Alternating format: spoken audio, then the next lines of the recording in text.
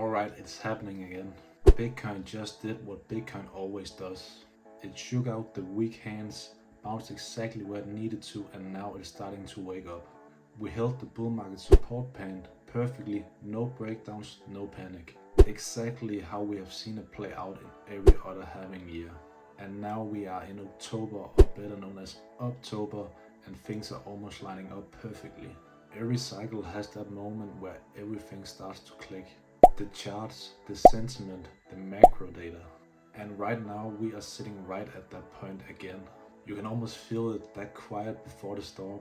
Everyone is still skeptical, everyone is still doubting, but that is exactly how it feels before every bull market. It doesn't begin with hype, it begins with silence, disbeliefs, and then everything starts to move at once. We didn't even get close to the 50 SMA. If we had gone down there and started seeing candle closes below it, then yes, you could argue that the bull market was in danger. But we didn't. We held the bull market support band and bounced like we have seen in every other post-halving year. That's the thing people forget. Bitcoin's rhythm and these cycles are almost predictable. It bleeds a little, scares everyone, resets the leverage, and then boom, it rallies when no one is expecting it. Now here we are in October, the start of Q4, where Bitcoin shines historically. September for Bitcoin closed green, which is extremely rare. In fact, it has only happened 4 times in Bitcoin's history, and every single one of those times was followed by a green October and November. That's not just random, it's part of a pattern, the accumulation before the euphoric wave. If you average the historical Q4 returns from those years, you're looking at around 53% gains. Sure, we have seen diminishing returns over time, so maybe that's closer to 40% this time, but either way, it's a bullish setup for Bitcoin. And that raises the question that everyone is asking right now. Is October the time to just buy Bitcoin and chill? To figure that out, let's talk about Bitcoin dominance. We have tagged that key trend line and started to bounce, even though we were slightly below it. This tells me dominance could rally again in October before eventually cooling off later, giving all coins space to run. If you zoom out, this pattern has played out before. In 2020, dominance bottomed in September, rallied into Q4, and then all coins exploded right after. Same thing in 2017, low in September, rally through Q4, then the altcoins follow. It's almost like the markets follow this same script. Now a lot of people are calling for Bitcoin dominance to just fall straight down, but the chart tells a different story. We are in a mini all season right now, but it's not like the other years where altcoin has gone completely crazy. It's smaller, more selective, and more controlled. So for October, I personally think Bitcoin gives you the best balance between safety and upside. That doesn't mean I'm not bullish on the alt market. I still like Ethereum and Solana and have a lot of money in those. But Bitcoin's setup for October looks really strong right now. When dominance rises, Bitcoin outperforms the alt market. And that is historically what has happened in October in other post-halving years. But when dominance drops, that's when the alt market takes over. Right now we are likely in the Bitcoin phase of Q4 before the next rotation begins. And let's also talk about the ETF's inflows. Since the start of Q4, the inflows have absolutely exploded again. Big institutional money are starting to get back in. If you remember last year, this period, October into November, had a lot of green days for ETF inflows. The trend looks really similar right now, and that is a good thing. What's even better? Crypto social interest is still super low. No hype, no mania, no TikTok hype or whatever. And that's actually really bullish for Bitcoin, because when people aren't paying attention, smart money starts to position themselves quietly. When hype returns, and it will, that's when the alt markets take over. But right now, when things are quiet, Bitcoin tends to steal the show. So yeah, early Q4 looks really good for Bitcoin before the rest of the money starts spreading out to the rest of the market. Now let's take a step back and talk about macro, because this is what is going to push everything over the edge. The Federal Reserve have already started cutting rates again. Why? Because the labor markets are weakening. As long as inflation stays between 2 to 3%, I think the Feds are going to continue cutting rates.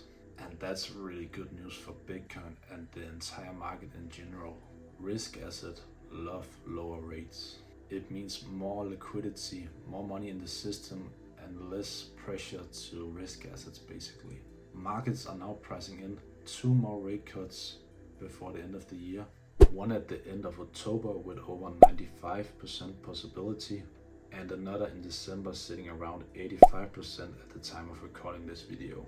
And that's massive. The Feds are starting to cut rates, the charts are bullish, and there's still no retail mania yet. This is when you build positions. This is when the smart money prepares. Because when the crowd finally realizes what is happening, the charts are already gonna be very high. That's the hardest thing about this game.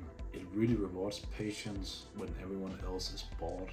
You have to be early when it feels uncomfortable. That's how you win. Now I gotta say this, and I almost say it in all my videos. Make sure to have a plan.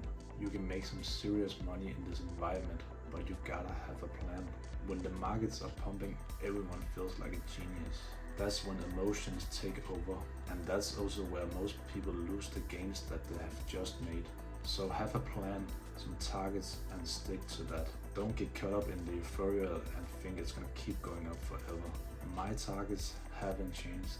145k is still my main zone to take some profit. 200k is definitely still possible if things get super hot. Those are based on the megaphone structures we've been tracking and the historical Q4 returns patterns. If you take the average post-Green September return and factor in diminishing gains, you land somewhere around 117k, which fits perfectly in that range. No one can call the top, but having targets lets you move with confidence instead of emotions. When it comes to spotting how overheated the markets are, I use these tools: the weekly RSI and the Fear and Greed Index. Forget the hourly charts, zoom out. The weekly RSI is where you get the real picture. Right now we are not in the overbought zone, but eventually when we move into the 70-80 range, that's when you should start thinking about scaling out basically.